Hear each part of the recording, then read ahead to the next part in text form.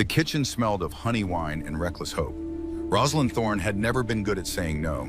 Not to the third glass of wine her friend Marigold pressed into her hands with a conspirator's grin. Not to the laughter that bubbled up from somewhere deep in her chest, warm and unfamiliar. And certainly not to the dare that would change everything. She should have known better. 21 years of life had taught her that saying yes to everything led to trouble. But the wine was sweet, the night was warm, and for once, just once, Rosie wanted to be the kind of girl who did unexpected things. The servants' celebration had started hours ago when word came down from the great hall above. The Vampire King had arrived. Alliance talks were proceeding. The kitchen staff, knowing their work was done for the evening, had liberated several bottles of the good wine from the cellars. The kind reserved for noble weddings and visiting dignitaries. The kind that made everything feel possible. Around her, the celebration continued in full swing. Wren had laughed so hard she'd nearly fallen off her stool, face flushed pink with wine and joy. The summer heat had turned the upper floors into an oven, but down here in the wonderfully cool kitchens, with stolen wine and stolen time, the servants held their own court. Rosie sat at the worn wooden table, her second glass already empty, watching her friends with something close to contentment. This was her world. These people. This simple, honest joy. To Princess Celestine, someone called out, raising a cup. Poor thing, marrying that terrifying creature for the good of the kingdom. The Vampire King, Marigold stage whispered to Rosie, leaning close enough that her breath smelled of honeyed wine and secrets. Nobody's seen him yet, but the rumors are dreadful. They say he's been cursed for 100 years, Wren added, her voice dropping low. That roses die when he walks past. That's ridiculous, Rosie said, though her voice sounded uncertain even to her own ears. Roses are just flowers. They die all the time. Not like this, Marigold insisted. My cousin works in the West Wing. She says the entire corridor used to be filled with rose gardens. Now it's nothing but thorns and dead petals. Ever since the curse. Rosie wanted to ask more, but the door banged open with enough force to rattle the pans hanging from the ceiling. Madame Hawthorne stood in the doorway, face thunderous, every inch the head housekeeper who had run this palace for 30 years. Her presence sucked the joy from the room like air from a sealed tomb. A visiting dignitary. Madame Hawthorne said, her voice the kind of quiet that preceded storms. Requested refreshments, brought to his chambers an hour ago. No one went. Guilty silence blanketed the kitchen. Now, the housekeeper continued, ice forming on every syllable. There will be consequences if someone does not bring them immediately. Every head in the kitchen swiveled as one toward Rosie. Of course they did. Rosie, who never said no. Rosie, who was helpful and dependable, and always available when someone needed something. Rosie, who had never once disappointed anyone in her entire life, except perhaps herself. She stood up the room, tilting slightly. The wine had been stronger than she'd realized. West Wing, Madame Hawthorne said, her eyes boring into Rosie's skull. Third door on the left. Do not make this worse. I won't, Rosie promised.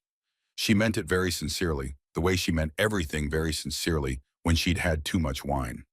Rosie, Marigold called, but after her giggling, if the Lord's angry, just be yourself. You're so sweet, he'll calm right down. Tell him you love him, another voice called. The kitchen dissolved into laughter. Oh, gods, yes! Marigold clutched at the table, nearly upended her wine. Rosie, do it? I dare you. Tell the first lord you meet that you love him. Rosie would never, someone said, still laughing. She doesn't know how to be daring. The words landed differently than intended. Rosie stood in the doorway tray, balanced in both hands, and blinked at her friends.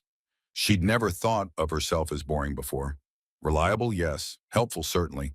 But boring, when was the last time she'd done something unexpected? Something that wasn't just another yes to someone else's request?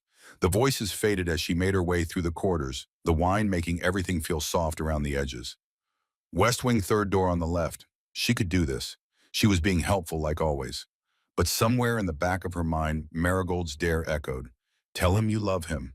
Boring Rosie would never. The West Wing was quieter than she'd expected. Darker. The sconces along the walls burned low, casting long shadows that seemed to move when she wasn't looking directly at them. The palace had always felt different in this section.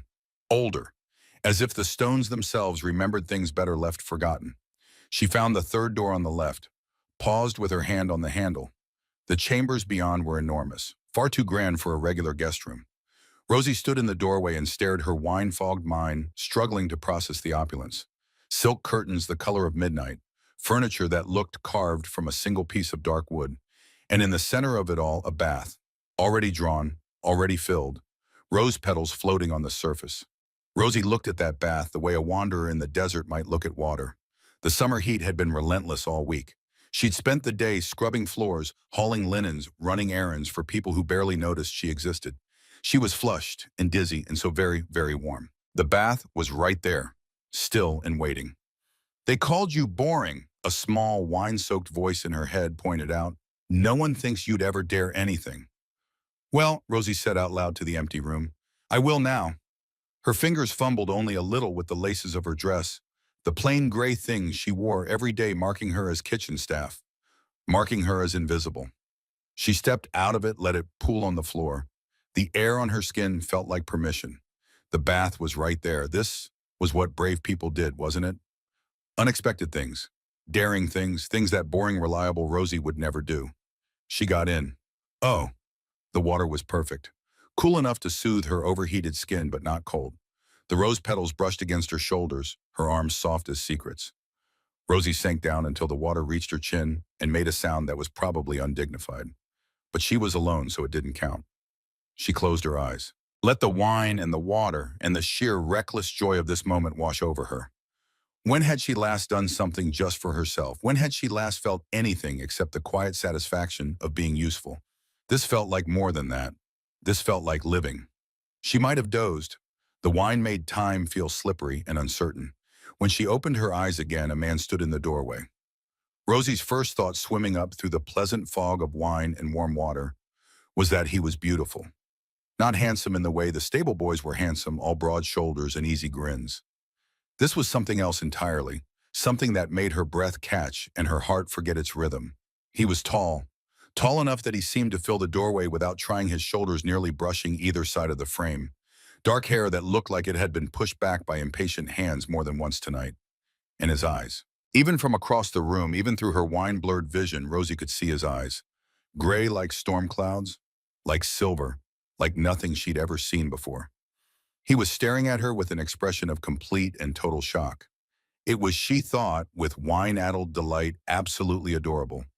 Who are you? He asked. His voice did something strange to her insides, deep and rough like honey poured over gravel. It wasn't shouted. It was quiet and controlled and slightly strangled, as if he was using every ounce of willpower to keep from doing something else entirely. Rosie giggled. She couldn't help it. He looked so tense, so very, very tense. Everything about him radiated the kind of control that came from holding back something powerful. What, he continued, and his voice had dropped even lower, are you doing in my bath? My bath. The words should have alarmed her, should have sent her scrambling from the tub, mortified and apologizing. But the wine had made everything feel distant and dreamlike, and this beautiful, tense man was looking at her like she was the most confusing thing he'd ever encountered. Rosie opened her mouth, fully intending to say something helpful and appropriate, something that would explain the misunderstanding and smooth over this awkward situation. What came out instead was, you should get in. She watched his face change, watched something flicker through those extraordinary eyes. Surprise, confusion, and underneath it all, something that looked dangerously close to longing. He stood very, very still, as if movement might shatter whatever spell held him in place. Well, she heard herself say, emboldened by wine and the strange, heady power of this moment. She patted the water beside her. The bath is lovely, and you look like you need to relax. He made a sound, low and rough, and not quite words. Rosie smiled at him, lazy and warm. She felt bold. She felt alive. She felt like someone other than boring, reliable Rosie who never did anything unexpected. This was the most interesting thing that had ever happened to her. The man took a step into the room, then another.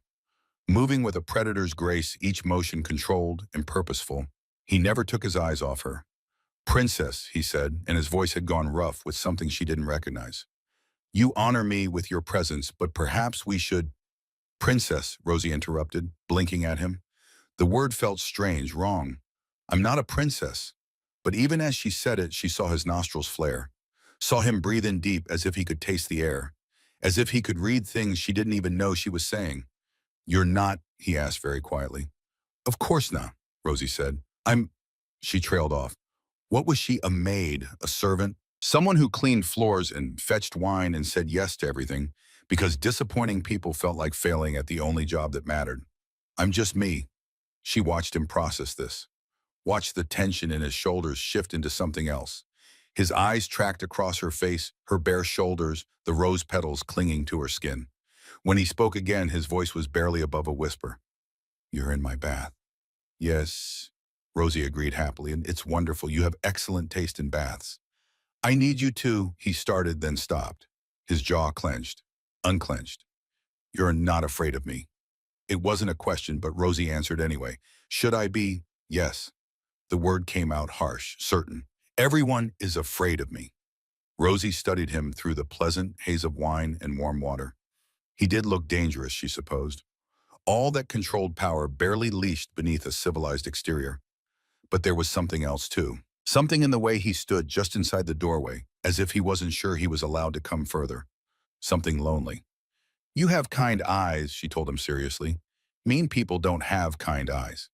He stared at her as if she'd said something in a language he'd forgotten how to speak. Then, moving very carefully, he crossed the room toward her. Rosie watched him come closer, her heart doing interesting things in her chest. He knelt beside the bath, bringing his face almost level with hers, close enough that she could see the silver ring around his pupils, close enough that she could smell him cedar and night air, and something else, something that made her want to lean closer. What's your name? He asked quietly. Rosalind, she said. Then because only Madame Hawthorne called her that, but everyone calls me Rosie. Rosie, he repeated, and the way he said it made it sound like something precious. I need you to listen very carefully. Can you do that for me? She nodded suddenly, finding it difficult to focus on anything except the way the candlelight caught in his dark hair. You shouldn't be here, he said gently. This room is not meant for you. I am not meant for you. Do you understand? Rosie frowned. She didn't understand at all. Nothing about this made sense, but she was warm and safe, and this beautiful man was looking at her like she mattered. You're lonely, she said instead. He went very, very still. What, you're lonely, she repeated, reaching out to touch his face before she could think better of it. The wine made her bold, made her forget all the reasons a servant girl shouldn't touch a nobleman. I can see it. You're lonely and you're tired, and nobody sees you, do they? They only see what they're afraid of. His eyes closed as her palm found his cheek. He leaned into the touch like a man starving for contact. You see too much, he whispered. I see you, Rosie said simply. When his eyes opened again, they were brighter somehow, almost glowing in the dim light.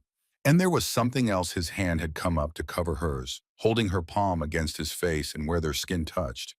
Rosie felt warmth bloom. Not the warmth of the bath, not the warmth of wine. Something else entirely. Something that sang in her blood and made her breath catch. What? She started. He pulled back as if burned, stood abruptly, nearly knocking over a side table. This was a mistake, he said, his voice rough. You need to. But Rosie's eyes were already closing. The wine and the warmth and the strange, overwhelming sensation of that touch had pulled her under. She felt herself sliding sideways, the water rising toward her face. Strong hands caught her before she went under, lifted her from the bath with effortless strength. She felt soft fabric envelop her, a robe she realized dimly. His robe, it smelled like him. Smells nice, she mumbled into the fabric. Like you. She felt him tense, felt him carry her across the room, his arms steady and sure. Then softness beneath her. A bed. His bed, some distant part of her brain supplied. Sleep, he said quietly. We'll sort this out in the morning. But Rosie was already drifting warm and safe and wrapped in cedar-scented darkness. She felt him pull a blanket over her, felt him hesitate beside the bed as if he couldn't quite bring himself to leave. Thank you, she whispered. For what? For being kind, for not being lonely anymore. The last thing she heard before sleep took her completely was a sound like a man's heart breaking. Morning came with all the subtlety of a church bell and all the mercy of a judge. Rosie woke to sunlight streaming through windows far too large to be in the servants' quarters, to sheets far too soft to be the rough linen she was used to the slow dawning realization that she'd made a terrible mistake. Memories filtered back in excruciating detail. The wine, the dare, the bath, the man, oh gods, the man. She sat up carefully, head pounding, and looked around. The room was still opulent in the morning light, still far too grand for the likes of her, and there sitting in a chair by the window, watching her with those extraordinary silver gray eyes, was the most beautiful man she'd ever seen. He looked tired, as if he hadn't slept at all. His hair was more disheveled than it had been last night, and there were shadows under his eyes that spoke of weariness deeper than one sleepless night. "Good morning," he said quietly. Rosie pulled the blanket up to her chin. She was still wearing his robe, she realized. The fabric soft and far too fine for someone like her to be touching. "I'm sorry," she blurted out. "I'm so sorry. I was drunk, and I thought I didn't know whose room this was, and I never should have—" "It's all right," he interrupted gently. "It's not all right." Rosie felt heat flood her face. "I broke into your room. I used your bath. I said, oh gods, the things I said were honest," he finished, "and kind, and completely unexpected." He stood moving toward her with that same predatory grace. In the morning light, she could see him more clearly, the perfect symmetry of his features, the way he moved like violence contained in a gentleman's clothing, the power that radiated from him like heat from a flame. "Who are you?" she whispered.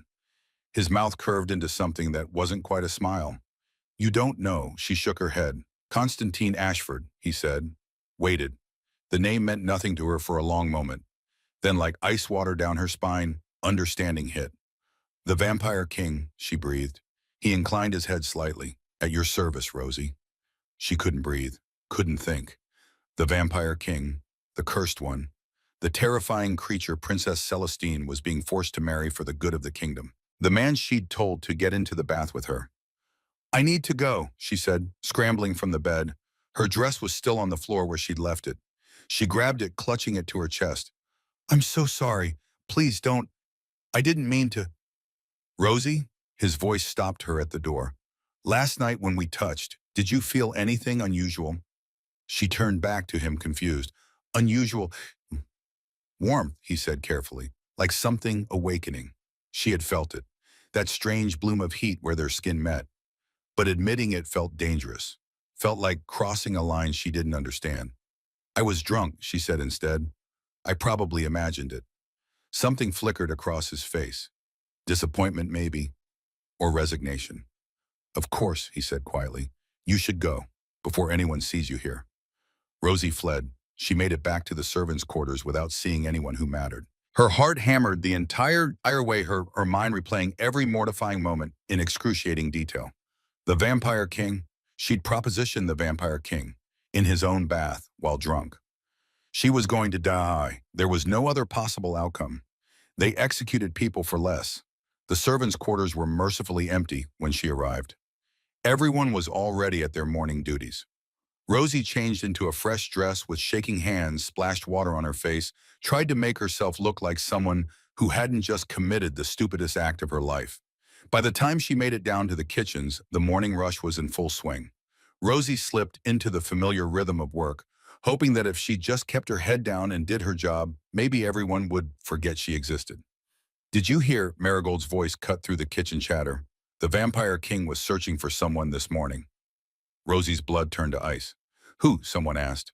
"The princess apparently—" Wren supplied, her voice hushed with scandal. "They say she went to his chambers last night, alone." No, that wasn't right." Rosie opened her mouth to correct them, then closed it again. If they thought it was the princess, maybe she was safe. Maybe this would all blow over. "Princess Celestine," another servant gasped. "That doesn't sound like her at all." "Someone said she was drunk," Marigold continued, warming to the gossip. "Stumbling like a sailor, apparently. And get this, the king found her in his bath, naked." The kitchen erupted in shocked whispers. Rosie fumbled the plate she was holding. Caught it. Barely. "West Wing," someone else added. "They said she was in the West Wing chambers." The words rattled around in Rosie's skull. West Wing. Madame Hawthorne had said West Wing. Hadn't she? Or had she said East Wing, third door on the left? Oh no, no. "Rosie," Marigold was suddenly at her elbow. "You all right? You look like you've seen a ghost." "Fine," Rosie managed. "Just tired." But her hands were shaking, because she was remembering Madame Hawthorne's exact words now, with the terrible clarity of sobriety. East Wing, third door on the left, East Wing. She'd gone to the West Wing, to the third door on the left in the West Wing, where the Vampire King's chambers were located. She'd made a terrible mistake. And now everyone thought it was Princess Celestine who'd done it. Rosie made a small sound that might have been a whimper. Then she ran. She found a small courtyard off the eastern corridor tucked behind the laundry buildings and mercifully empty. Rosie pressed her back against the sun-warmed stone and tried to catch her breath. This was bad. This was so much worse than she'd thought. The Vampire King thought she was the princess. That's why he'd called her princess last night. That's why he'd been so formal, so careful. He thought he was speaking to his betrothed, and now he was looking for her. Looking for Princess Celestine, who had gotten drunk and taken a bath in his chambers and told him he had kind eyes. Rosie was going to be executed, slowly, painfully, as an example to anyone else who dared impersonate royalty. There you are.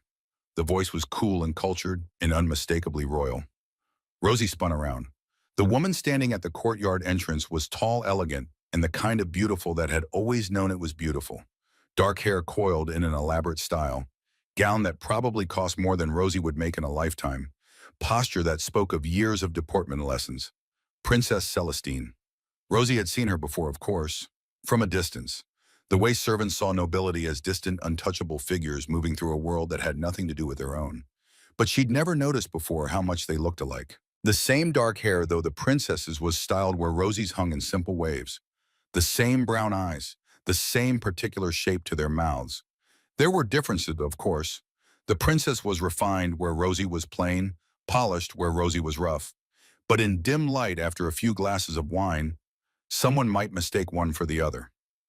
"I know what you did," Celestine said, her voice perfectly level. Rosie's mouth went dry. "Your Highness, Last night," the princess continued, taking a step closer. "You drank wine, quite a lot of it from what I understand. And then you entered a nobleman's chambers and got into his bath." "It was an accident." Rosie started falling to her knees. "I was supposed to go to the East Wing, but I heard wrong, and I never meant—" "Except it wasn't just any nobleman," Celestine interrupted. "It was the Vampire King. My intended, the man I am supposed to marry." Rosie made a small sound of distress. "And now," the princess said, her voice taking on a sharper edge, "the Vampire King believes that you, a servant girl, are me, Princess Celestine, his betrothed." "I'm sorry," Rosie whispered. "I'm so sorry. I'll tell him. I'll explain that it was all a mistake." "No." The word hung in the warm morning air. Rosie looked up confused. "What?" Princess Celestine studied her for a long moment. Then very carefully she said, "You committed several crimes last night, Rosie. Theft that wine was from the royal cellars. Trespassing, his chambers are restricted. Impersonation of a royal personage. He called you princess, and you confirmed it, didn't you?" "I didn't mean to," Rosie said desperately. "And potentially treason," the princess continued, "depending on how my father chooses to interpret this." Rosie had gone completely white. "Your Highness, please. Do you understand the political implications of this?" Celestine asked. "My father and King Constantine's council have been negotiating this marriage for months. It's meant to secure our borders, open trade routes, prevent a war." She paused, letting the weight of that settle. "And you, one drunk servant girl, may have just destroyed all of it." "I'm sorry," Rosie whispered again. It was all she could say. "I didn't know. I never would have." "When the truth comes out," Celestine said quietly, "there will be consequences." "What kind of consequences?" "For you." The princess's voice went colder. "At minimum, you'll never work in a noble house again. More likely, my father will want to make an example of you. 6 months in the work camps, possibly more." Rosie's breath caught. "Impersonation of a royal is significantly worse," Celestine continued relentlessly. "That's prison. Real prison, not just labor. Years of it." "Please," Rosie heard herself say. "Please, Your Highness. I didn't mean—" "And if my father is particularly angry," the princess said, and something like sympathy flickered across her face, "he'll declare this treason." The word hung between them like an executioner's blade. "They don't send you to prison for treason," Celestine said quietly. "Exile if you're lucky, or—" She didn't finish. She didn't need to. Rosie understood. "Please," she said again, her voice breaking. "Please have mercy. I was just trying to help. I was drunk and stupid, and I never meant to hurt anyone. Please." Celestine was quiet for a long moment. Then she knelt, bringing herself to Rosie's eye level. "I believe you," she said, and her voice had lost some of its ice. "Unfortunately, what you meant doesn't matter. What matters is what happened. And what happened is that the Vampire King now believes he spent the night with his betrothed. He believes he felt something with her. Something important." Rosie thought of that warmth where their skin had touched. The way Constantine's eyes had widened as if he'd felt it too. "I know," she whispered. "Though," Celestine said slowly, as if the thought was just occurring to her, I suppose there might be another option. Hope flared in Rosie's chest, painful and bright. Anything. I'll do anything. The princess studied her face for a long moment. Then she said very carefully, I don't want to marry him. Rosie blinked. What? King Constantine, Celestine clarified. I don't want to marry him. I never did. She paused. There's someone else. Someone I love. But my father won't allow it. This alliance is too important. Understanding began to dawn cold and terrible. Unless, the princess continued, the vampire king ends the engagement himself. If he chooses not to marry me, then my father can't blame me for the alliance falling apart. Do you understand? You want me to... Rosie couldn't finish the sentence. Continue the masquerade, Celestine said. Be me. Spend time with him, and make him fall out of love with the idea of this marriage. Make him want to end it himself. But he'll find out, Rosie protested. He'll realize I'm not you, and then... He already thinks you are, the princess pointed out. He felt something with you last night, something he believes was with me. All you have to do is be yourself and let him realize that Princess Celestine is not what he wants in a wife. Rosie stared at her. You want me to make him hate me. I want you to make him end the engagement, Celestine corrected, whether through disinterest, incompatibility, or simply realizing the match won't work. I don't care how you do it. Just make him be the one to call it off. And if I refuse, the princess's expression hardened. Then I tell my father everything, and we see what kind of mercy he shows to a servant girl who impersonated his daughter and compromised a vital political alliance. Rosie felt the trap close around her. She thought of prison, of exile, of executions for treason, of never seeing Marigold or Wren again, of disappointing everyone who had ever trusted her, of Constantine's kind eyes and lonely smile. How long? She asked quietly. Until he ends it, Celestine said. Could be days, could be weeks, but you'll do whatever it takes to make sure he's the one who walks away. Understood. Rosie thought about saying no. For the first time in her life, she thought about refusing, about standing up and walking away from this impossible demand. But the word wouldn't come. It never did. All right, she whispered. I'll do it. Celestine smiled, but there was no warmth in it. Good. You'll be moved to the guest chambers in the royal wing tonight. I'll have ladies prepare you. The king has requested dinner with his betrothed tomorrow evening. She stood brushing dust from her gown with practiced efficiency. One more thing, Rosie, she said, looking down with something that might have been pity. Don't actually fall in love with him. He's entertaining you because he believes you're a princess, a woman of status and education befitting a queen. This man would not look twice at a maid. Do you understand what I'm saying? Rosie knotted her throat too tight to speak. You are nobody playing at being somebody, Celestine said quietly. And the moment the illusion breaks, you are nothing again. Remember that. Then she was gone, leaving Rosie alone in the courtyard with the weight of an impossible task and the memory of silver eyes that had looked at her like she mattered. The rest of the day passed in a blur. Rosie was pulled from the kitchens by unfamiliar servants and taken to chambers she'd only ever seen from the outside while cleaning. The guest quarters in the royal wing. Rooms meant for visiting dignitaries and important nobles. Rooms far too grand for the likes of her. The ladies who arrived to prepare her were efficient and impersonal. They measured her for new gowns, styled her hair in elaborate braids she'd never be able to recreate on her own, taught her which fork to use and how to curtsy properly, and a dozen other things that made her head spin. Through it all, Rosie felt like she was watching someone else's life, someone else being dressed up like a doll, someone else learning to be a princess. Not her, never her. But when she looked in the mirror, she barely recognized herself. The dress was beautiful, deep green silk that brought out the color of her eyes. The hair was perfect, coiled and pinned with delicate silver clasps. Even her hands, scrubbed clean of kitchen work, looked different. She looked like someone who could be a princess. The illusion was almost perfect. Almost. You'll do, one of the ladies said, not unkindly. Remember, shoulders back, chin up, speak only when spoken to. And for heaven's sake, don't mention anything about the kitchens. As if Rosie could forget. The dinner was scheduled for sunset. Rosie spent the hours beforehand pacing the ornate chamber, her heart hammering against her ribs. She'd memorized everything the ladies had taught her. She'd practiced walking in these ridiculous shoes until her feet ached. She was as ready as she'd ever be, which was to say, not ready at all. When the knock came at the door, she nearly jumped out of her skin. His Majesty, King Constantine, requests the pleasure of your company for dinner. "Your Highness," a servant announced. "Your Highness." They were calling her Your Highness. Rosie smoothed down the green silk, took a breath that did nothing to calm her nerves, and stepped out into the corridor. The walk to the dining room felt like walking to her own execution.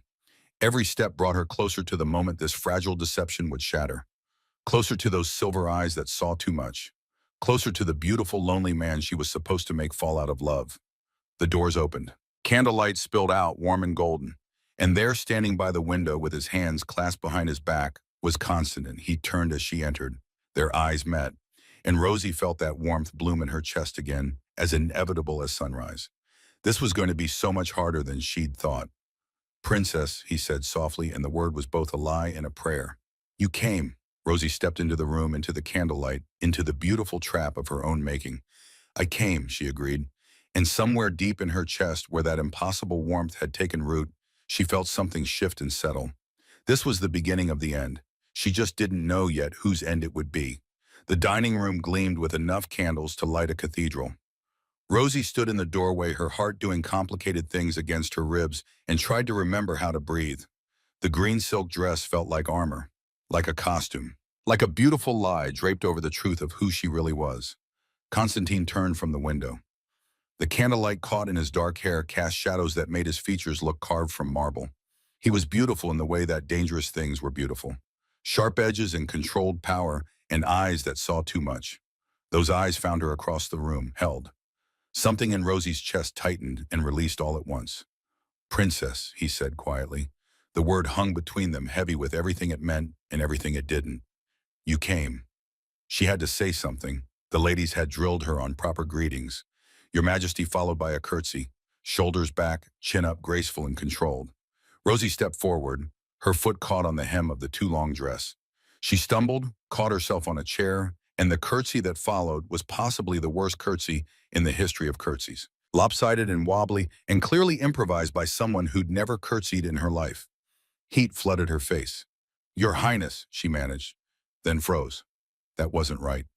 Several of the servants standing at attention inhaled sharply. Wrong. She'd used the wrong form of address. "I mean, Your Majesty," she corrected, her voice going high with panic. "I'm so sorry. Oh, gods, I'm so sorry." Constantine's expression didn't change, but something in his eyes softened.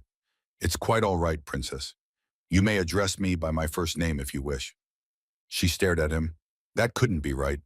Nobility didn't just offer first names to other nobility. "Did they?" "I shouldn't," she whispered. "Your Majesty." He studied her for a long moment. Long enough that Rosie became acutely aware of how she must look to him. Flushed and flustered, and so obviously out of her depth, that it was a wonder he didn't call the guards to drag her away right now. But instead of calling for guards, he moved toward her. Each step measured and careful, as if he were approaching something skittish. Something that might bolt. He was right to be careful. Bolting seemed like an excellent idea. "Are you all right?" he asked when he reached her. The question was so unexpected that Rosie forgot to lie. "No, I'm terrified." The corner of his mouth twitched. Not quite a smile, but close. "Of me. Of everything," she admitted. Then, because honesty seemed to be pouring out of her tonight, "You're very tall and intimidating, and I have no idea what I'm doing." This time he did smile. It transformed his face, softening the dangerous edges into something warmer, something that made her heart forget its rhythm entirely. "Neither do I," he said quietly. "So perhaps we can be terrified together." He offered his arm. After a moment's hesitation, Rosie took it. His sleeve was soft beneath her fingers, but underneath she could feel the solid strength of him, the coiled power that suggested he could probably lift her with one hand without effort. The thought should have frightened her. Instead, it made her feel safe. He led her to the table, pulled out her chair with a courtly grace that made the gesture look effortless. Rosie sat grateful to be off her unsteady feet and tried not to stare at the array of silverware laid out before her. There were too many forks. Why were there so many forks? She looked up and found Constantine watching her with something that might have been amusement. "Start from the outside and work your way in," he said softly. "That's the secret they don't tell you." Relief flooded through her. "Thank you."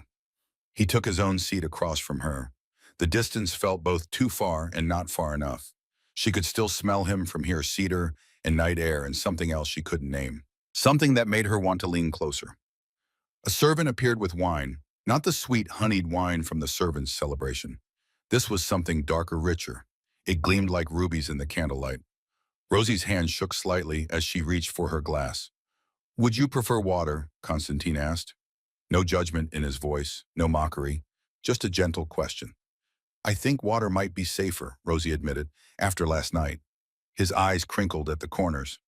Yes, about last night. Oh no. I owe you an apology, he continued. I should not have allowed you to fall asleep in my chambers. It was improper and— You were kind, Rosie interrupted, then caught herself. I mean, you were very proper and gentlemanly, and I'm the one who should apologize. I never should have been absolutely enchanting, he finished. Rosie's mouth clicked shut.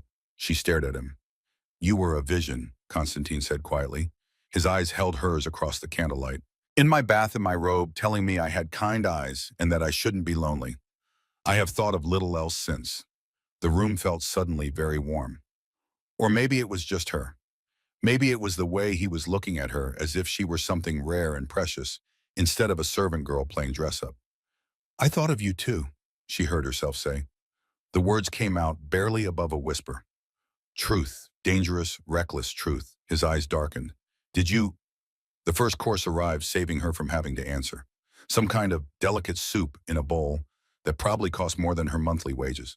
Rosie picked up what she hoped was the correct spoon and tried to remember everything the ladies had taught her. Small sips, no slurping. Dab the corners of your mouth with the napkin. She managed 3 spoonfuls before Constantine spoke again. May I ask you something? Rosie nodded, not trusting her voice. Last night, he said carefully, when we touched. Did you feel anything unusual? She remembered. That bloom of warmth where their skin had met, the way it had spread through her like sunlight through water. I'm not sure what you mean, she lied. Constantine set down his spoon, leaned forward slightly.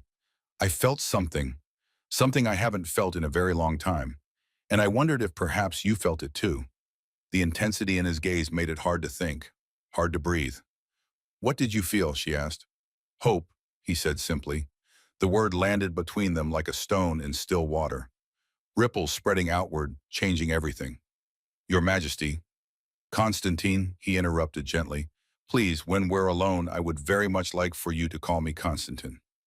Constantine, she repeated, and his name felt dangerous on her tongue, intimate, like crossing a threshold she couldn't uncross. What did you mean, Hope? He was quiet for a long moment.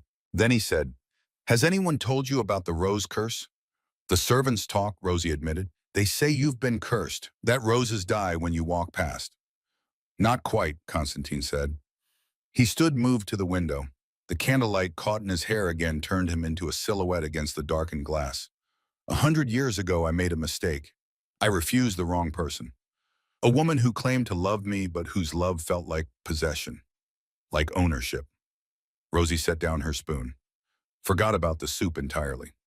She was a witch, Constantine continued, powerful and proud and not accustomed to being denied. When I told her no, she cursed me. He turned back to face her. Condemned me to live forever but to be alone. Completely, utterly alone. No connection to another soul, no bond, no love. Just endless existence in a world where no one could truly see me. That's horrible, Rosie whispered. The roses were the visible sign, he said. They withered when the curse took hold. Every rose in my kingdom turned to ash, and for 100 years no rose has bloomed within these walls. Until last night. Rosie's breath caught. What happened last night? You happened, Constantine said quietly. He moved toward her again, each step deliberate. When I touched you when our hands met, I felt the curse weaken. And this morning I found a rose blooming in the garden. Just one, but it was a live Rosie. The first rose to bloom in a century. She stood without meaning to. That's not possible. I thought the same thing. He was close now, close enough that she could see the silver ring around his pupils again, close enough to feel the warmth radiating from him. But then I remembered the old stories. The curse can be broken by true love's bond, a connection so strong it defies magic itself. True love, Rosie repeated faintly. Her heart was doing impossible things. But we just met. I know. His hand came up, hovered near her face without quite touching. Which is why I need to know if you felt it too. The warmth, the connection. Because if you did, then perhaps— I felt it, Rosie heard herself say. The truth escaped before she could cage it. before she could remember that she was supposed to be driving him away, not drawing him closer. Constantine's eyes closed briefly. When they opened again, they were bright with something that looked dangerously like joy. "Then there's hope," he said, "a chance to break this curse, to finally be free." Rosie thought of Celestine's instructions. Make him end the engagement. Make him fall out of love. She thought of that single rose blooming in the garden, of 100 years of loneliness, of the desperate hope in Constantine's eyes. And she thought, I can't do this. I can't destroy him. But she had to. The alternative was prison, exile, execution.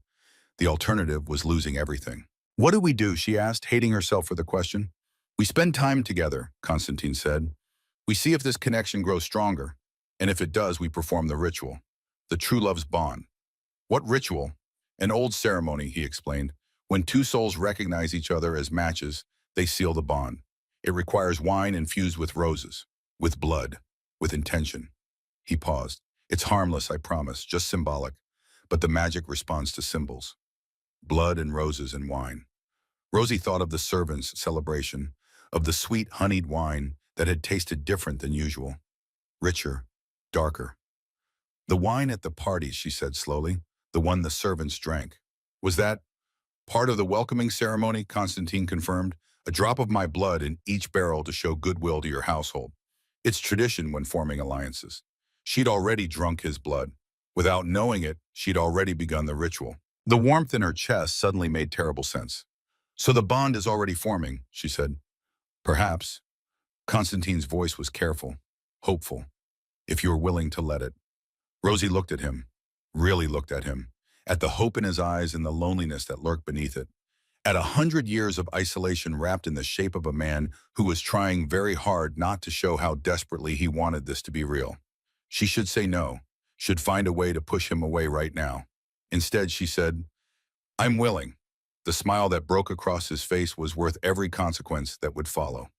The days that came after blurred together into a strange golden dream. Rosie spent her mornings with the ladies who taught her how to be a princess, how to walk with books balanced on her head, how to discuss politics without actually saying anything, how to smile while saying no. That last one she never quite managed. Her afternoons and evenings belonged to Constantine. He was patient with her mistakes, gentle when she forgot which title to use or stumbled over courtly language. He never made her feel small or stupid or like the servant girl playing dress-up that she actually was. Instead, he made her feel seen. They spent hours together, walking in the gardens, sitting in the library, talking about everything and nothing, and with each passing day more roses bloomed. 3 days into their acquaintance, he asked if she played piano. The music room was enormous, windows that stretched from floor to ceiling, a grand piano that gleamed like a dark jewel in the afternoon light. Rosie stood in the doorway and felt panic rise in her throat. "I should tell you," she started, "I'm not very good." "I'm sure you're being modest," Constantine said. He wasn't prepared for what happened next. Rosie sat at the piano bench, placed her hands on the keys, and proceeded to produce sounds that could charitably be described as music in the same way that a carriage accident could be described as a scenic detour. She made it through perhaps 30 seconds before Constantine started laughing. Not cruel laughter, not mocking, just pure, delighted laughter that made his eyes crinkle at the corners and his shoulders shake. Rosie stopped playing, turned to glare at him. "You're laughing at me." "I'm not," he said, still laughing. I've never heard anything quite like that." "Because it's terrible," Rosie said flatly. "Because it's honest," he corrected.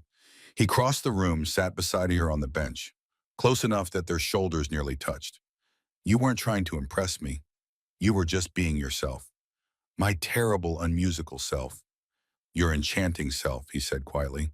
His hand covered hers on the keys, guided her fingers into the correct positions.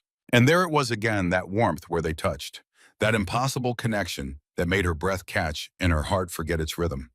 "Like this," he murmured, close enough that she could feel his breath against her ear. Gentle. The piano responds to touch, not force. He pressed down on one of her fingers. A single clear note rang out. "Beautiful," he said. She wasn't sure if he meant the note or something else. They sat there for what might have been minutes or hours, his hands over hers, teaching her a simple melody. The music came out hesitant and imperfect, but somehow right, somehow true. When he finally pulled away, Rosie felt the absence like cold water. Thank you, she said softly. For what? For not making me feel stupid. Constantine's expression shifted into something fierce. You are many things, Rosie, but stupid is not one of them. The way he said her name like it meant something made her chest ache. Days passed, a week, maybe more. Time felt strange, measured only in roses blooming, in moments stolen. One morning, she made the mistake Celestine had instructed her to make. They were walking in the gardens, Constantine's arms steady beneath her hand, when Rosie heard herself say, I'd like jewelry. The words came out wrong, too blunt, too demanding. Constantine stopped walking, looked down at her with those silver eyes. Jewelry. If it's not too much trouble, she added quickly. You don't have to. I just thought, what kind would you like? She hadn't thought that far ahead. I don't know, something pretty. Everything is pretty on you, he said, and he sounded like he meant it. The next morning, Rosie woke to find her chambers transformed. Every surface covered in boxes. Jewelry boxes in velvet and silk, each one filled with treasures that probably cost more than she'd make in a lifetime. But that wasn't what made her breath catch. In the center of it all, sitting in a simple clay pot, was a rose. Deep red and perfect and very much alive. The note beside it was written in handwriting that was surprisingly neat for hands that looked like they could crush stone. For the woman who makes roses bloom again, choose whichever jewels please you or none at all. You are the only treasure I need. K. Rosie sat on the edge of the bed and cried, not because of the jewels, though they were beautiful, but because of the rose. Because Constantine had given her something living and real instead of just pretty stones. Because he'd written that she was a treasure. Because she was falling in love with him, and that was the most dangerous thing she could possibly do. Days continued to pass. The roses in the garden multiplied, dozens now pushing up through soil that had been barren for a century. They bloomed because of her, because of the connection she shared with a vampire king who thought she was someone she wasn't. Then Princess Celestine found her among the roses. Rosie had taken to spending her mornings there watching the impossible garden grow. You're supposed to be driving him away, Celestine said. No preamble, no greeting. Rosie didn't turn around. I'm trying. Try harder. The princess's voice was sharp with something that might have been fear. My father is asking questions about when the wedding will be, about why Constantine seems so happy when he's supposed to be enduring a political arrangement. Maybe you should just tell him the truth, Rosie said quietly, about Dorian, about what you really want. And risk him forcing the marriage anyway, risk losing Dorian entirely. Celestine's laugh was bitter. You don't understand how this works, Rosie. Men like my father don't care what we want. They care about alliances and power and legacy. Rosie turned to face her. Constantine isn't like that. Constantine is a vampire king who's been cursed for 100 years, Celestine said flatly. He's desperate for anything that might break that curse. Do you really think he cares about you, or does he just care about what you represent? The words landed like blows, because Rosie had wondered the same thing. Late at night, alone in her two granite chambers, she'd wondered if Constantine would care about her at all if she weren't the key to breaking his curse. It doesn't matter, she said finally. I'll find a way to make him end it. You'd better, Celestine said, because I won't wait much longer. Do what you need to do, Rosie. Break his heart before he breaks yours. She left Rosie alone among the roses. That evening, Constantine took her to the ballroom. It was empty except for them. Candlelight flickered from sconces along the walls, casting long shadows across the polished floor. Somewhere music played, soft and sweet and achingly beautiful. I don't know how to dance, Rosie said, standing at the edge of the vast space. I'll teach you, Constantine said. He offered his hand. She took it, felt that warmth bloom where their palms met. He pulled her close. Not scandalously close, but near enough that she could feel the solid warmth of him. Near enough to smell cedar and night air and something uniquely him. Put your hand here, he said, guiding her palm to his shoulder. His hand settled at her waist, warm through the silk of her gown. And follow my lead.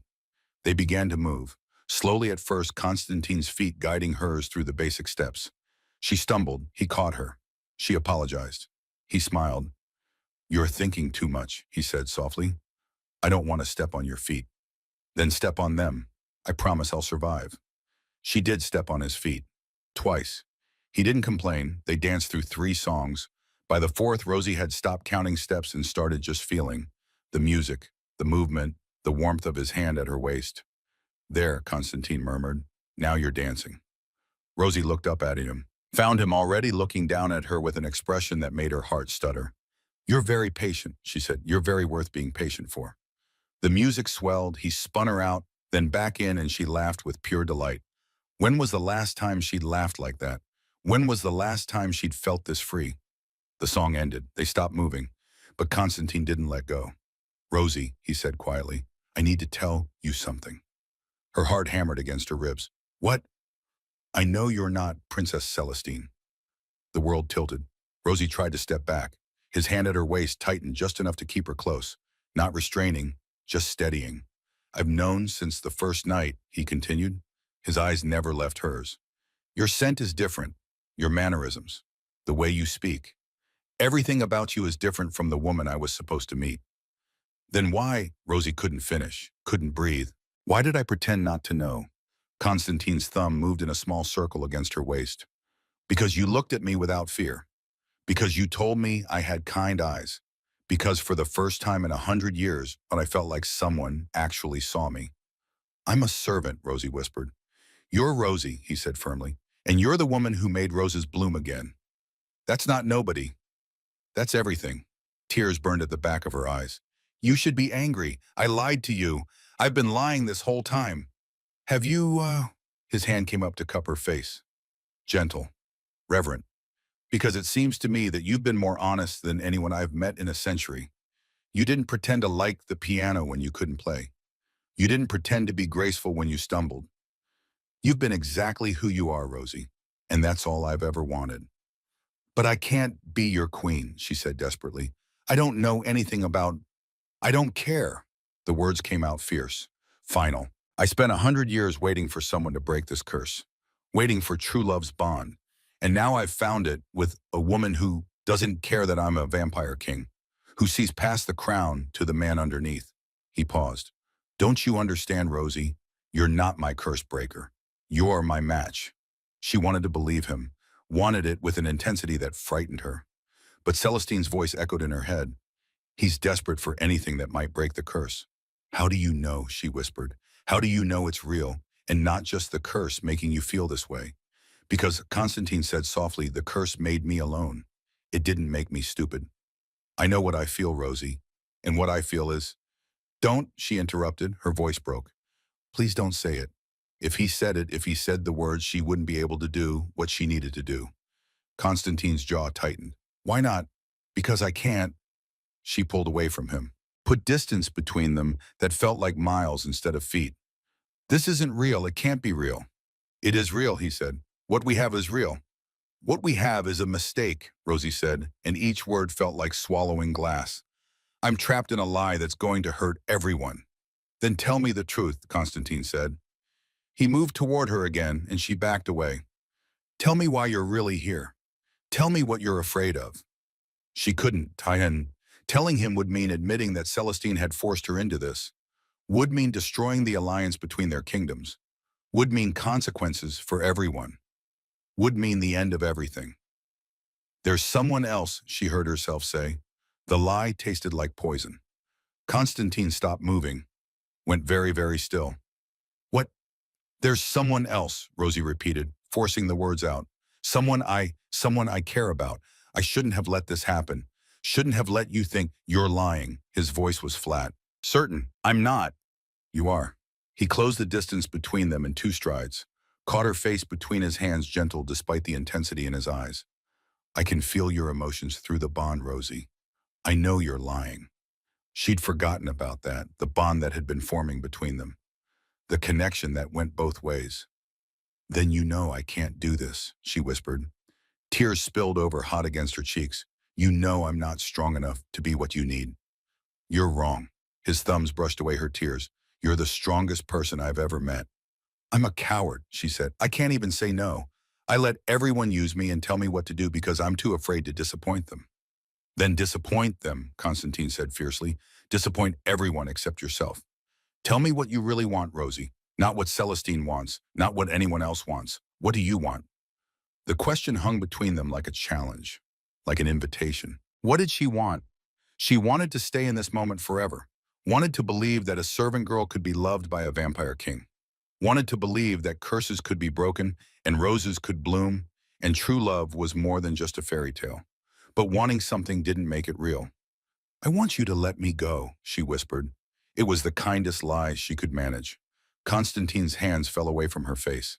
He stepped back, and the distance between them felt like an ocean.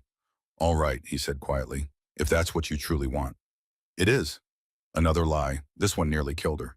He looked at her for a long moment, long enough that she almost broke, almost took it back. Then he turned and walked away. Rosie stood alone in the empty ballroom, surrounded by candlelight and the echo of music, and felt something inside her chest crack clean through. The next days passed in a haze.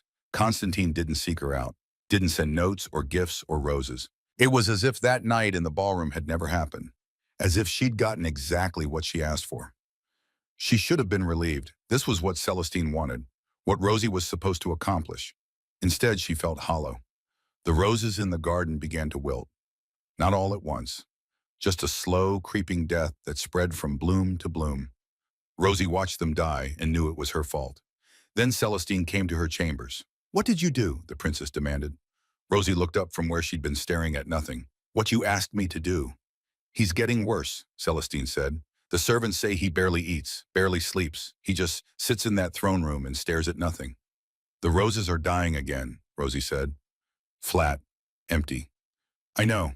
Celestine sat beside her. For once she looked less like a princess and more like a frightened girl.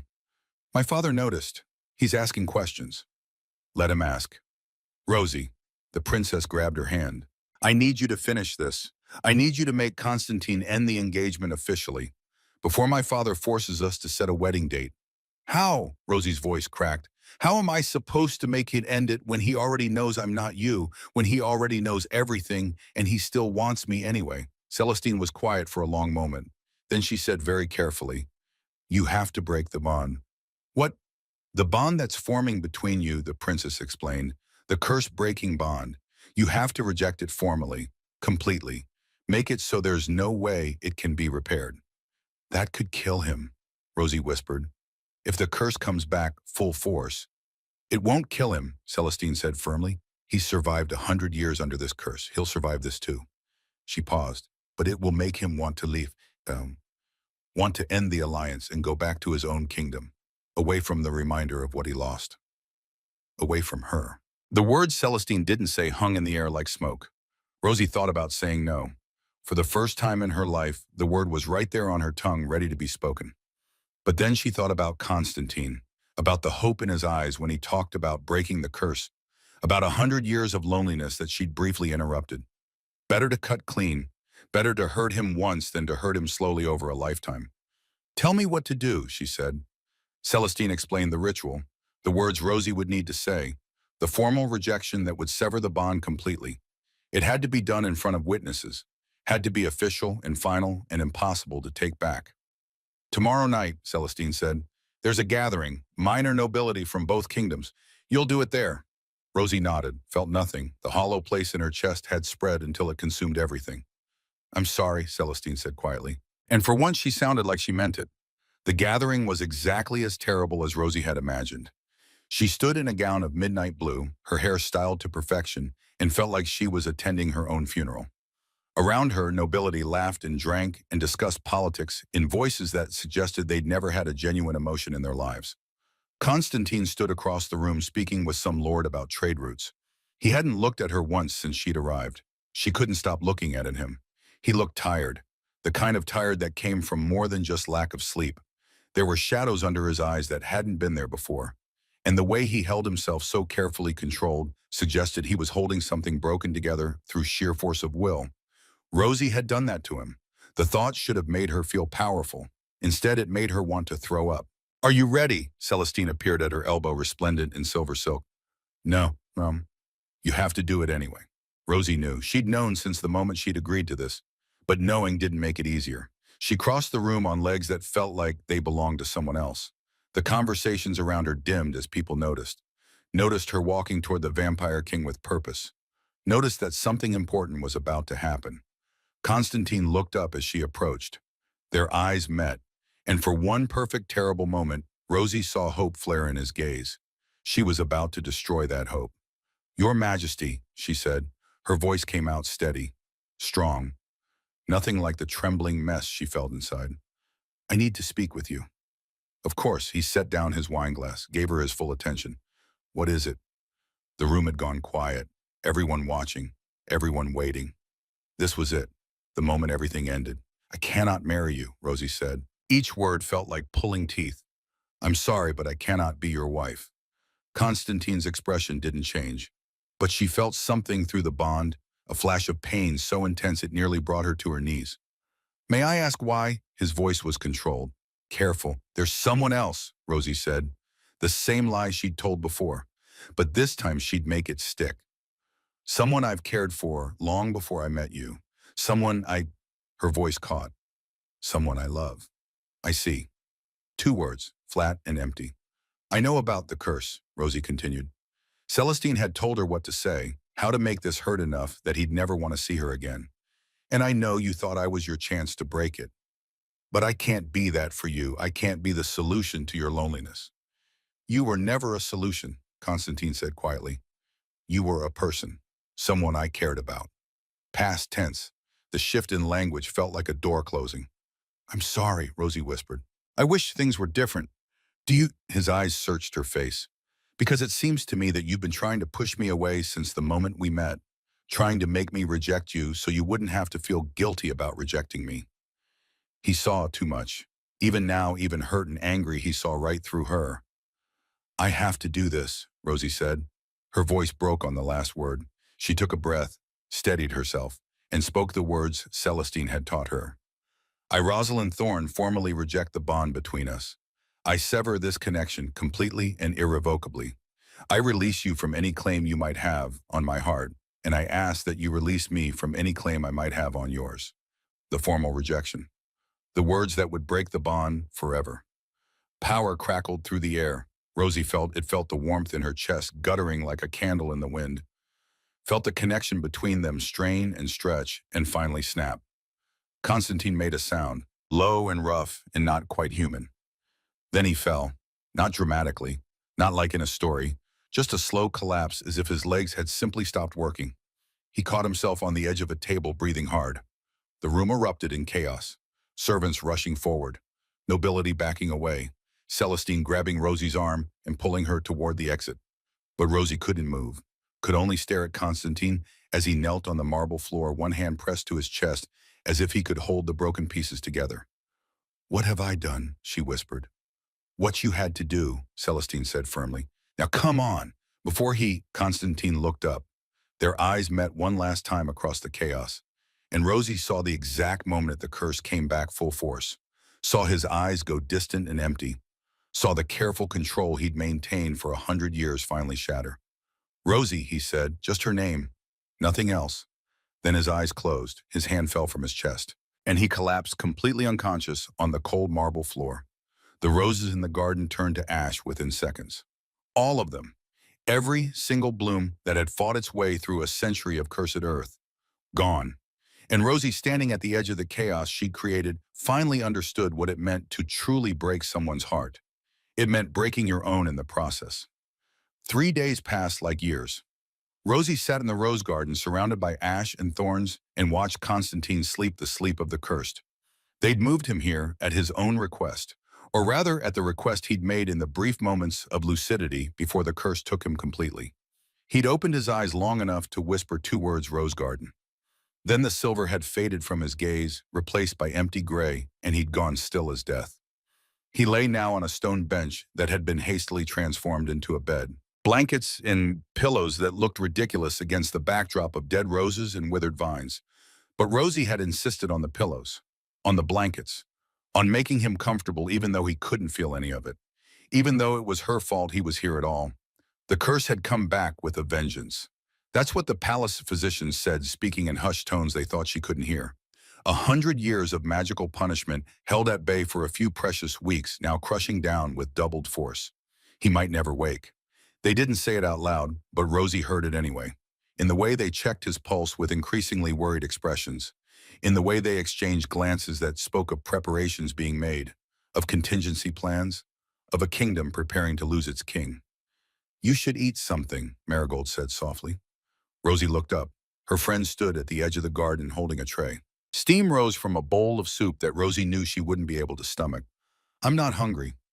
You haven't eaten in 3 days, Marigold insisted. She came closer, navigated carefully through the debris of dead roses. Rosie, you're going to make yourself sick. Good, Rosie said flatly. Marigold set the tray down, sat beside Rosie on the ground, heedless of her dress. For a long moment, they just sat there in silence, two servant girls in a garden of ash watching a vampire king sleep. Do you love him? Marigold asked finally. The question should have been easy to answer. Instead, Rosie felt something crack in her chest. It doesn't matter, she whispered. It's the only thing that matters. Rosie looked at Constantine's face. In sleep without the careful control he always maintained, he looked younger, softer. The hard edges of command smoothed away into something almost peaceful. Almost. There was still a tightness around his eyes, a furrow between his brows that suggested even in sleep he wasn't at rest. I ruined him, Rosie said. I made him hope, and then I destroyed that hope. I broke the bond and brought the curse back, and now her voice cracked. Now he's dying because of me. He's not dying, a new voice said. Rosie turned to find Madame Hawthorne standing at the garden entrance. The housekeeper looked older than Rosie had ever seen her, tired, as if the weight of running a palace for 30 years had finally caught up with her all at once. How do you know? Rosie asked. Madame Hawthorne moved into the garden with the careful steps of someone who'd walked this path many times before. She looked at Constantine with an expression Rosie couldn't quite read. Sadness, maybe? Or recognition? Because I've seen this before, the housekeeper said quietly. 100 years ago when the curse first took hold. He looked exactly like this then too. Empty, unreachable. But he survived. She paused. He survived because somewhere deep down he still had hope, and hope is harder to kill than you might think. I killed his hope, Rosie whispered. Did you? Madame Hawthorne looked at her directly. Or did you just hurt him because you were too afraid to believe you could be loved? The words landed like blows. I'm a servant, Rosie said. He's a king. It was never going to work. I was a servant too, Madame Hawthorne said. 50 years ago I scrubbed floors in this very palace, and the man I loved was a nobleman who could have had anyone at all. She smiled soft and sad, but he chose me, because love doesn't care about titles or bloodlines or what society thinks is proper. Love just is. Rosie stared at her. What happened? He died, Madame Hawthorne said simply, 20 years ago, but we had 30 years together first. 30 years of choosing each other every single day, despite what everyone said. Despite the scandal and the whispers and all the reasons, it should never have worked. She looked back at Constantine. I'd do it all again, every moment, because being loved like that, truly loved, it is worth any price. But I broke the bond, Rosie said desperately. I severed it. There's no coming back from that. Are you sure? The housekeeper's eyes were sharp, knowing, because it seems to me that you're still here, still sitting beside him, still caring what happens to him. She paused. That doesn't sound like a broken bond to me. That sounds like love. Rosie opened her mouth to argue, found she had no words. Madame Hawthorne left the soup and walked away, leaving Rosie alone with Constantine and the weight of things she couldn't name. Night fell, then another day, then another night. Rosie stayed. She told herself she was keeping vigil, that it was the least she could do after what she'd done to him. But the truth she couldn't quite admit, even to herself, was that she couldn't leave. The bond might be broken, but something still tied her to him, something that made the thought of walking away physically painful. Then Princess Celestine came to the garden. She looked different, smaller somehow, despite the elaborate gown and perfect hair, as if the weight of what she'd done had finally settled on her shoulders and pressed her down. I'm sorry, she said without preamble. Rosie didn't look up from Constantine's face. What are you sorry for? You got what you wanted. He's not going to marry you now. I didn't want this, Celestine said quietly. She sat on the edge of the stone bench, careful not to disturb the blankets. I just wanted to be free to choose my own path. I never wanted him to. She gestured helplessly at Constantine's still form. Well, he did, Rosie said flatly. So congratulations. You're free.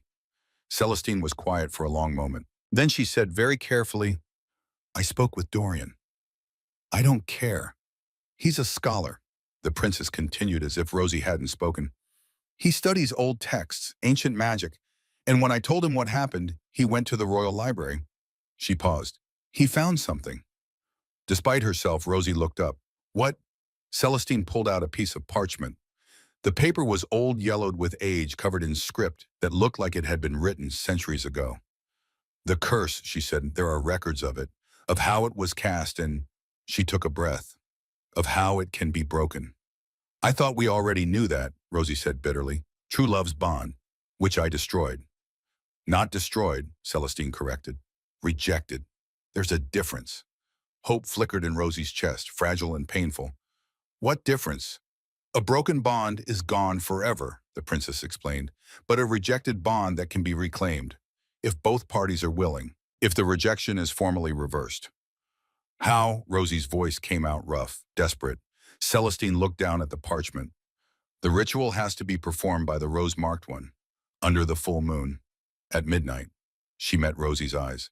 And it requires a confession, a true confession of love spoken freely without coercion or expectation. Rose-marked one, Rosie repeated. Someone born with the mark of the rose, Celestine said. A birthmark in the shape of a rose. It's rare. The text says only one in a generation carries it. Rosie's hand went automatically to her left shoulder, to the mark she'd had since birth, the one her mother used to kiss when Rosie was small, calling it her little rose. That's me, she whispered. I have the mark. Celestine nodded slowly. I know. Constantine told me. He noticed it the first night when he found you in his bath. The first night, when everything had started. When a drunk servant girl had stumbled into a vampire king's chambers and accidentally begun breaking a 100-year curse. When's the next full moon? Rosie asked. Tonight, Celestine said quietly. Tonight, Rosie looked at Constantine's sleeping face, at the man she'd hurt because she was too afraid to believe in something good. Madame Hawthorne's words echoed in her mind. Love doesn't care about titles or bloodlines. Love just is. What do I have to do? Rosie asked. Celestine told her. The preparations took most of the day. Dorian arrived with more texts, more information. He was younger than Rosie had expected. Maybe 26 with kind eyes and ink-stained fingers that marked him as a scholar. The way he looked at Celestine with such open adoration made Rosie's chest ache. That was what love looked like. Simple and uncomplicated and sure. The ritual is straightforward, Dorian explained. He'd set up a makeshift workspace at the edge of the garden, books and scrolls spread across a table. You'll stand in the center of the garden at midnight. The moon has to be fully visible, and then you speak the words. What words? Rosie asked. The truth, he said simply. Whatever truth lives in your heart. The magic responds to honesty, not specific phrases.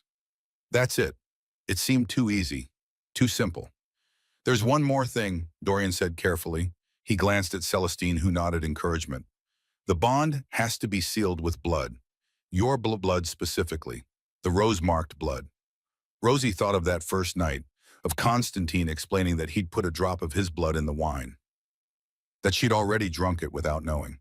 How much blood? I saw, she asked her. Just a drop, Dorian assured her. It has to touch him while you speak the truth. That's what activates the magic. A drop of blood and the truth. Rosie looked at Constantine. At the rise and fall of his chest, the only sign that he was still alive, still fighting. I can do that, she said. The hours until midnight crawled past like wounded things. Rosie bathed, changed into a simple white dress that Celestine provided. For the ritual, the princess said, white represents new beginnings. New beginnings. Marigold and Wren came to sit with her as the sun set. They didn't ask questions, just held her hands and offered silent support that meant more than words. You love him, Wren said finally. Not a question, a statement. Rosie nodded. Then tell him, Marigold said firmly. Tell him everything, even if he can't hear you. Especially if he can't hear you. What if it's not enough? Rosie whispered. What if I say the words and perform the ritual and he still doesn't wake up? Then at least you'll know you tried, Wren said. At least you'll know you were brave enough to speak your truth. Brave enough. Rosie thought about all the times she'd said yes when she meant no. All the times she'd swallowed her own wants and needs to make other people happy. All the years of being helpful, reliable, boring Rosie who never did anything unexpected. This would be the most unexpected thing she'd ever done. This would be choosing herself, choosing love, choosing to believe that maybe, just maybe, she was worth more than she'd always thought. You should go, she said to her friends. The ritual has to be performed alone. They hugged her, fierce and tight, and full of all the words they didn't say. Then they left her in the garden with a sleeping vampire king and the approaching midnight hour. The moon rose like a silver coin in a velvet sky. Rosie stood in the center of the rose garden, surrounded by ash and dead vines, and watched the light spill across Constantine's sleeping face. It made him look ethereal, otherworldly, like something out of a story. But he wasn't a story. He was real. And he was hurting because of her. The palace bells began to toll, deep resonant sounds that counted down to midnight. 1. Rosie moved to stand beside Constantine, her heart hammered against her ribs so hard she thought it might break free. 2. She pulled out the small silver knife Dorian had given her. Just a prick, he'd said. Enough to draw blood. 3. Her hands shook as she brought the blade to her fingertip. 4. The sting was sharp and bright. A single drop of crimson welled up dark against her pale skin. 5. Rosie reached out, let her bleeding finger hover over Constantine's lips. 6. I don't know if you can hear me, she whispered. I don't know if any of this will work, but I need you to know the truth. 7. The blood drop trembled, ready to fall. 8. I love you, Rosie said, and the words spoken freely for the first time felt like flying. I love you, Constantine, not because you're a king, not because you can break curses or make roses bloom. I love you because you're kind, because you saw me when everyone else looked through me, because you made me feel like I mattered. 9. Her voice broke, but she kept going. I was scared, so scared that I pushed you away. I told myself I wasn't good enough, wasn't worthy. But you were right. You've always been right. 10. I am enough, and I choose you. I choose this. I choose love, even if it's terrifying, even if it means risking everything. 11. The blood drop fell. 12. The final bell tolled and the world held its breath. For a heartbeat, nothing happened. The garden stayed silent. Constantine stayed still. And Rosie felt hope begin to die in her chest. Then the blood touched his lips. Light exploded through the garden, not harsh or blinding, soft and golden like sunrise. It spread from Constantine's mouth across his skin, tracing patterns that looked like rose vines. The light raced down his arms across his chest, weaving through his veins like liquid gold. Rosie stumbled back, her hand flying to her shoulder. The birthmark burned, not painfully, but with warmth that spread through her entire body, with magic that sang in her blood and made every nerve ending come alive. She looked down and saw light emanating from beneath her dress, from the rose-shaped mark that had always been there waiting. The light from her birthmark reached out like a living thing, wrapped around the light coming from Constantine. Where they met, roses began to bloom. Real roses, alive and vibrant and impossibly beautiful. They pushed up through the ash, through the dead soil, climbing the walls and covering the ground in a carpet of crimson and white and gold. The scent of them filled the air, sweet and overwhelming. The curse was breaking. Rosie could feel it, could feel the magic shattering like glass, each piece dissolving into light and love and possibility. And then Constantine's eyes opened, silver gray and fully awake, and looking directly at her. Rosie, he breathed.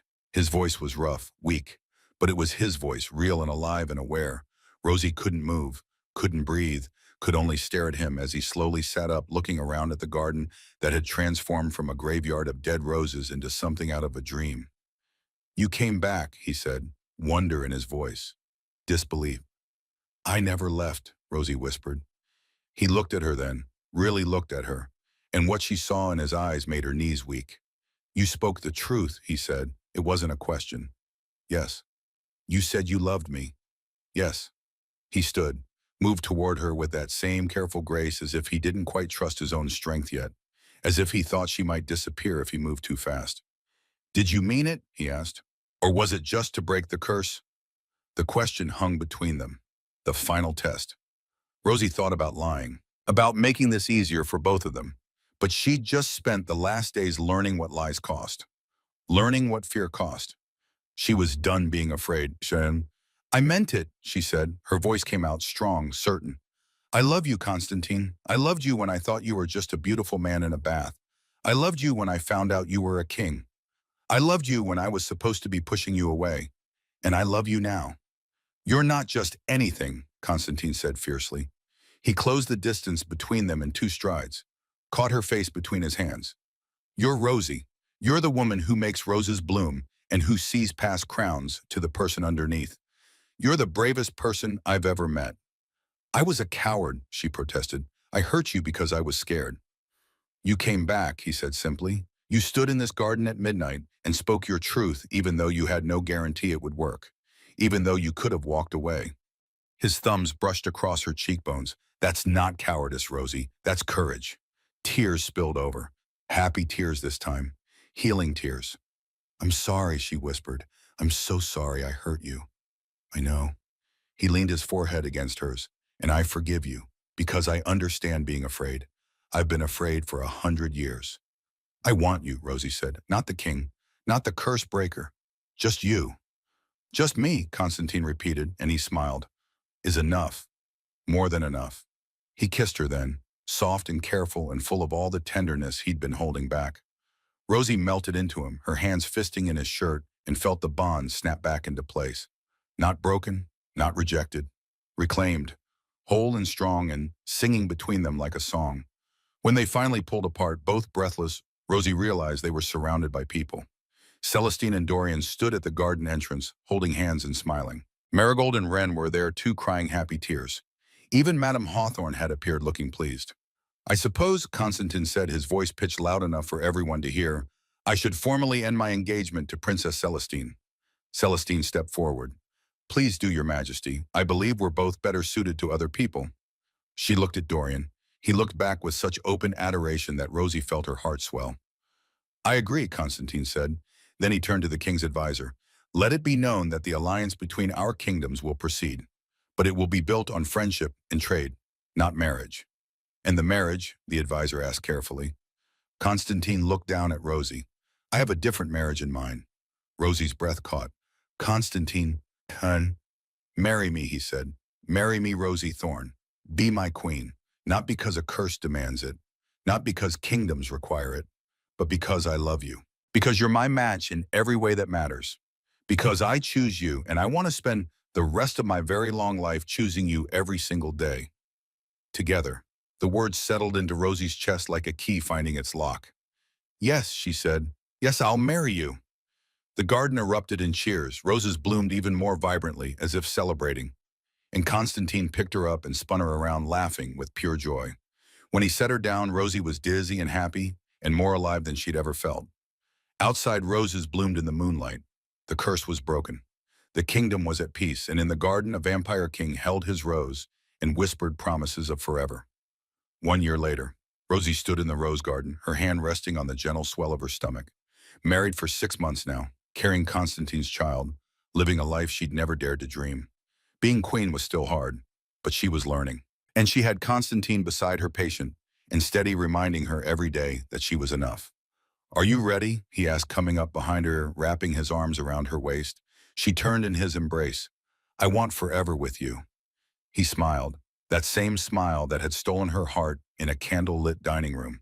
Forever it is. And as the moon rose over the rose garden, Rosie thought about the drunk servant girl who'd stumbled into a vampire king's bath and dared to say, you should get in. Best decision she'd ever made. Forever, Rosie thought. What a beautiful word. What a beautiful life they'd built with it.